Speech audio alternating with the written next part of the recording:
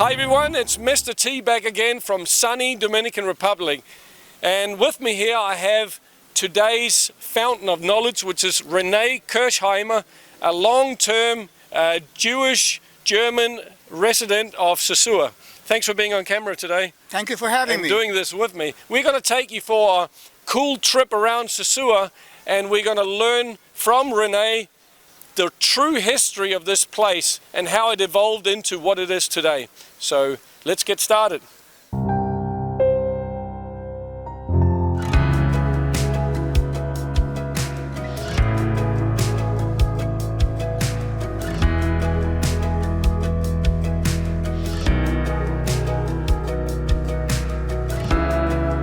Standing here in front of Victorian House, which is a hotel, a modern hotel now. The building right behind me used to be called Casa Grande, the big house, which was constructed during the time that the United Fruit Company was here, and it was one of the few buildings left when the Jewish refugees back in 1940 came down here. And this was the headquarters of DORSA. DORSA is a Dominican Republic Settlement Association, and all the decisions during that time, back in the 40s, came out of this structure, which we have right behind us.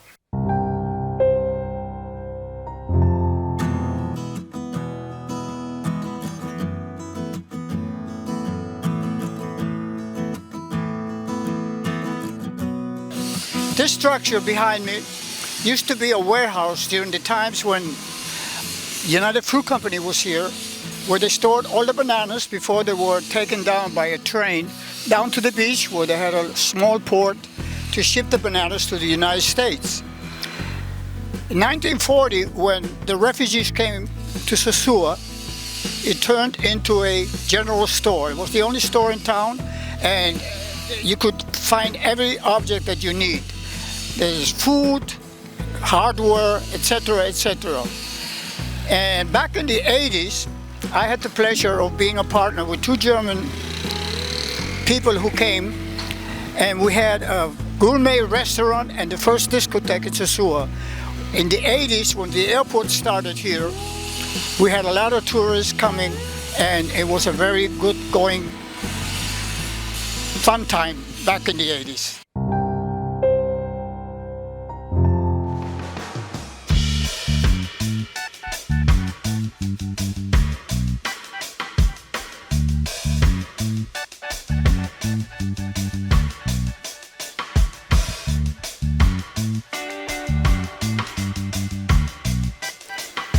Okay, right now we are at Sosua Bay, and right behind me, the pillars you see used to be the base for a pier where the bananas used to get shipped out when they were transferred from the warehouse down to here.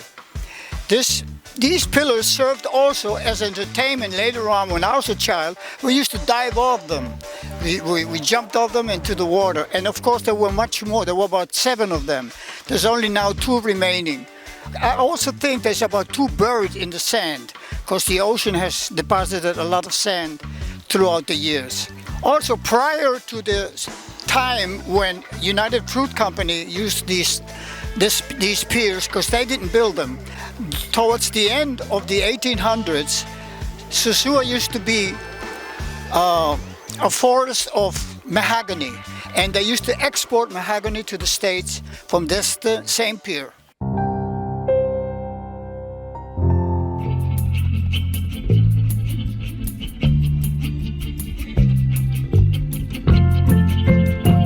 Now we have the street called Pedroka Sante.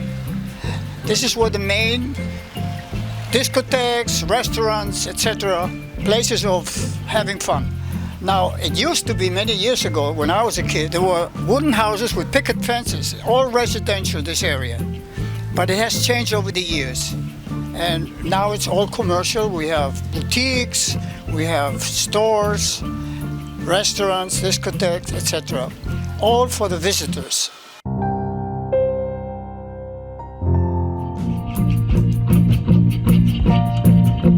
This used to be called the Oasis. However, it has changed. There's a new facade. The old building is behind it. And this was the other restaurant. We used to have two restaurants here. I'm talking about back in the 40s and the 50s.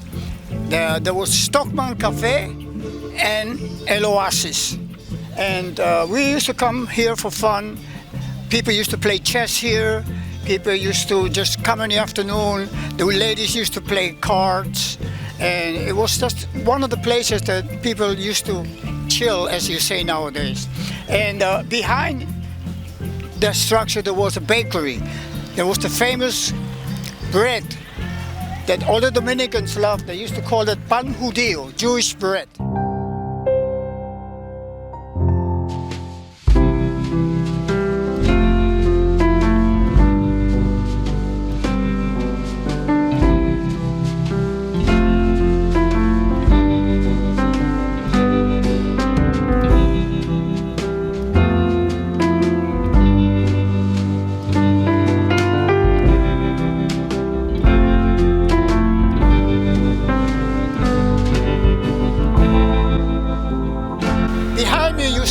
Communications tower.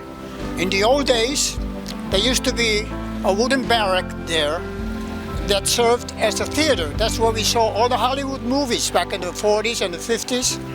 And it was the only really nighttime enjoyment in Sosua at that time. It was beautiful.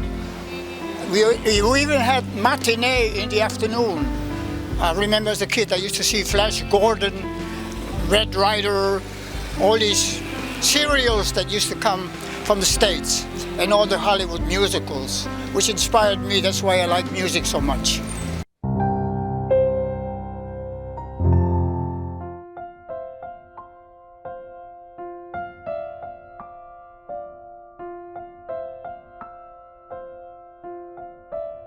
Here we're standing in front of the Synagogue and the Jewish Museum. Now the synagogue used to be much larger, but it was cut in half. I don't remember exactly when, in the late 50s or mid 60s, because the population, the Jewish population had been reduced, and in order to maintain it better, they made it smaller. However, we do have a museum with pictures of the old times of Sosua, and any visitor that comes to Sosua is welcome to make use of the premise and have a little bit of information in person of what happened here back in the 40s and the 50s.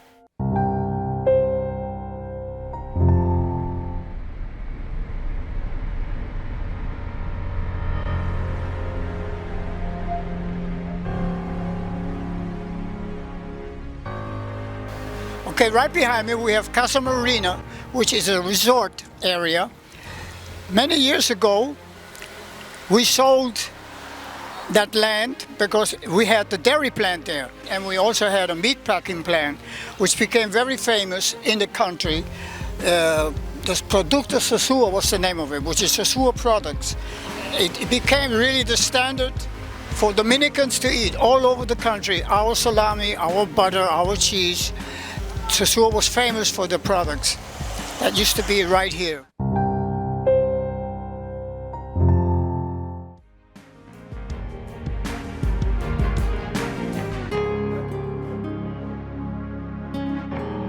Behind me, we have what we have now as the baseball field.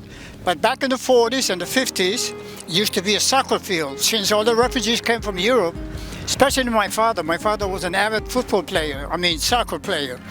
And they used to play here. They had many teams. Introduced the sport because the Dominican Republic really didn't know much about soccer.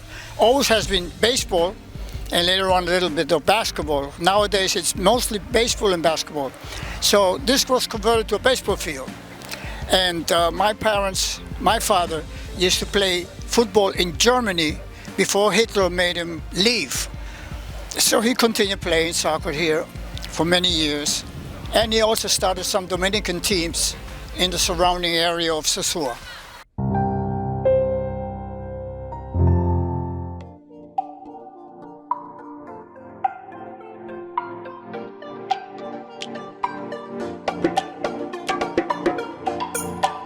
Right behind me we have a bank called Banco Popular. This used to be the site of the home office. It was a different structure, of course. The home office of the Productor Sosua. They managed the dairy plant, the meat packing plant. They had a pharmacy also. We had a loan association, and we had the school, which I graduated from in the 8th grade. Things changed over the years.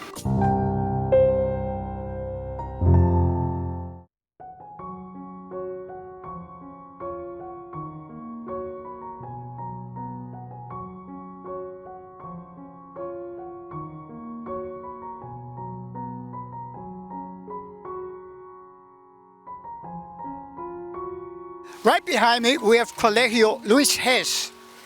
That's the name which was given to this school a few years ago because he was the last director who was Jewish. His name was Luis Hess.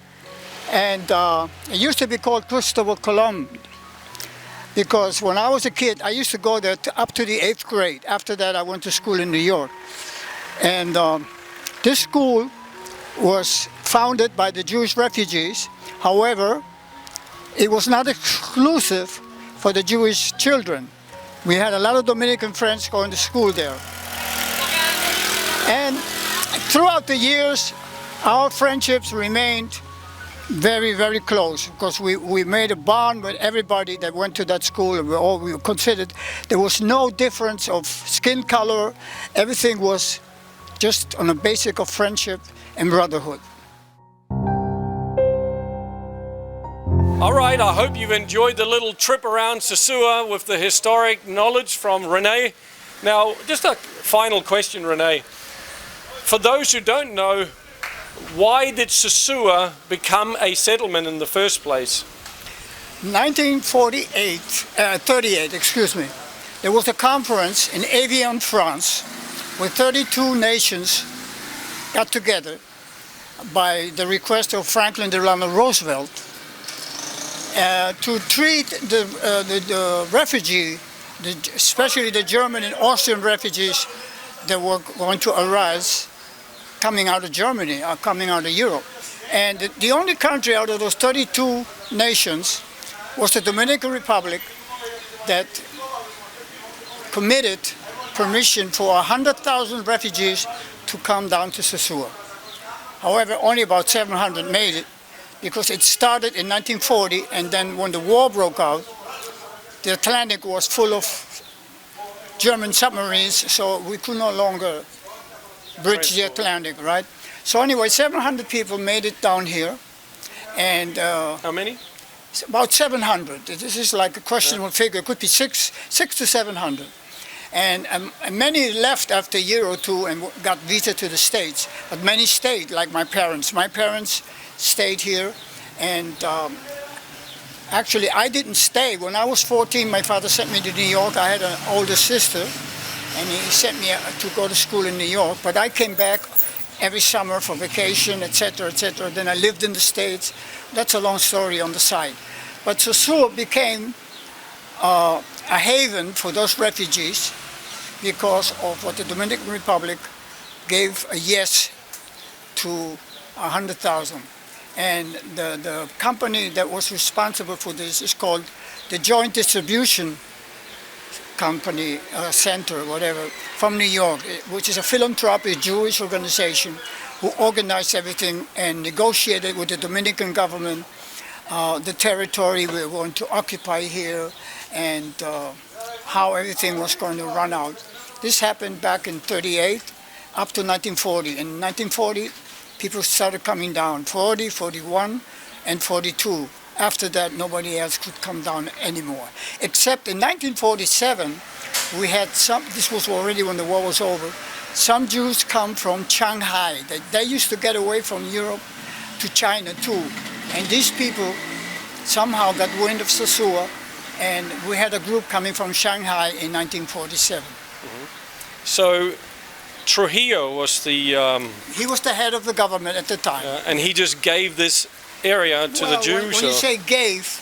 I allowed them to allowed them settle because there was some money exchanged, a fair amount. I don't think it was very much, and whatever used to belong to the United Fruit Company here in Sosua Trujillo had bought from them, and it was his territory.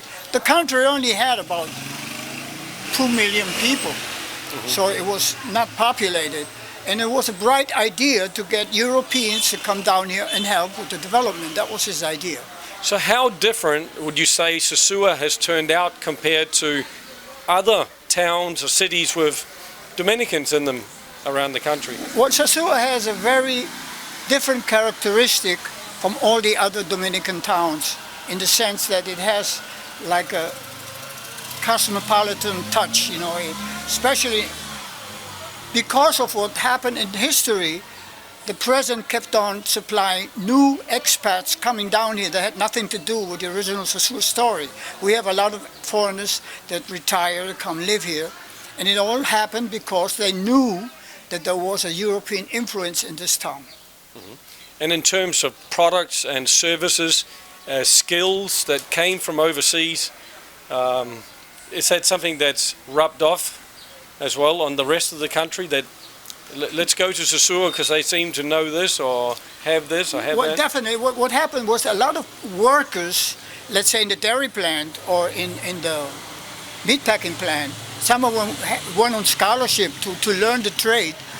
They worked a few years in Sosua, and then maybe they moved to Santiago or they moved to La Vega, and they knew the secrets of meatpacking and doing dairy products, and they started their own industry. So this kind of knowledge was started by the Jewish element in Sosua. My father, for example, he had a dairy.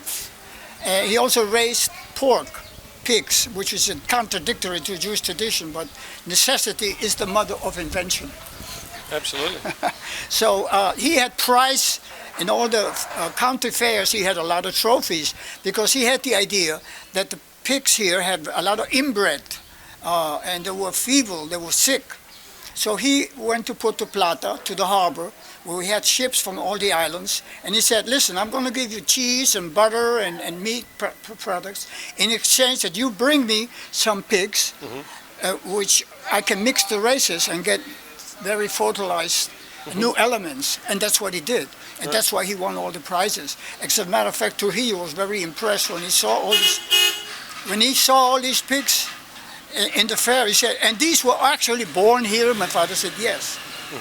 And he was very proud of what he had done because of that. Yeah. Yes. Fantastic.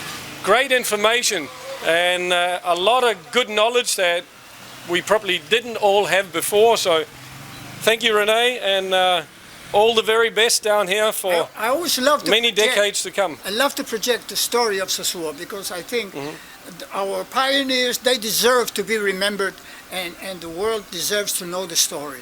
Fantastic. Thanks guys and ladies for watching, and if you like this video, please share it around the world. Also tick like, subscribe if you haven't, and we'll see you in the next and if you episode. Come down, say hello to me. Say hi to Rene. Thank you guys, take care. Alright folks, also make sure you check out InfoHub, which is a new service that saves you a lot of time, hassle, and potentially a lot of money from making some of the typical mistakes that tourists or expats make down here. Check it out in the link seen below or find it in the description. And thanks for watching. Till next time, take care.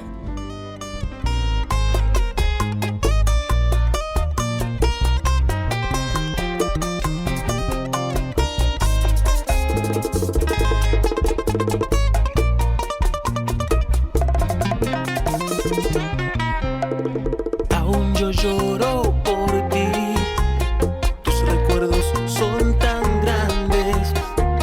Yo nací para ti, después de todo eras mi amante. Yo sé que te perdí, pues yo tuve la culpa. Sé que amores como tú ya no aparecen nunca. Vuelve a darme tu amor, muñequita loca. Quiero envolverme en tu pelo con el sabor de tu voz.